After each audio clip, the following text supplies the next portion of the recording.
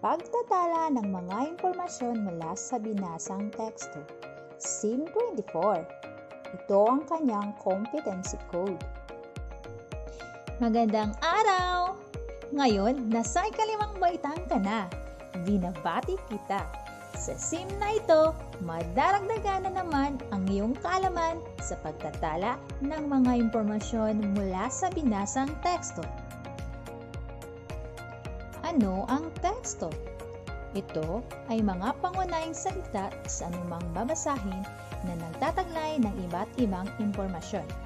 Maaari rin itong nagbibigay ng mensahe o damdamin ng sinuman sa paraang pasulat o nakalimbag. Ang pagtala. Ito ay pagkuha ng impormasyon. Napakadali lang ang pagtatala. Ito ang dapat mong tandaan. Basahin mabuti ang teksto. Unawain ang binasa.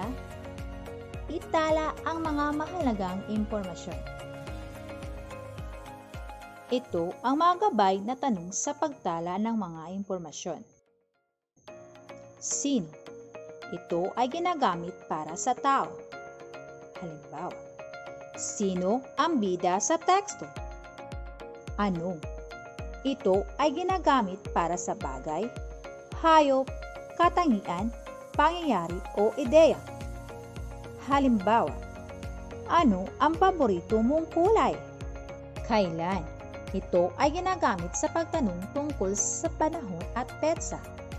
Halimbawa, kailan ang kaarawan mo? Saan? Ito ay ginagamit sa pagtatanong tungkol sa lugar. Halimbawa, saan nangyari ang paligsahan? Bakit?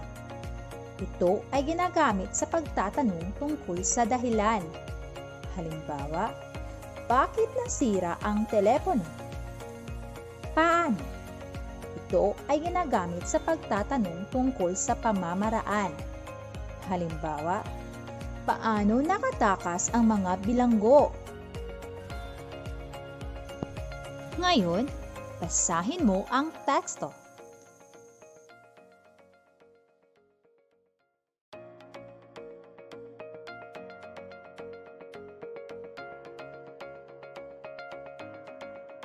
Ngayon ay magtatala tayo ng mga mahalagang impormasyon mula sa nabasang teksto sa tulong ng ating mga gabay na katanungan.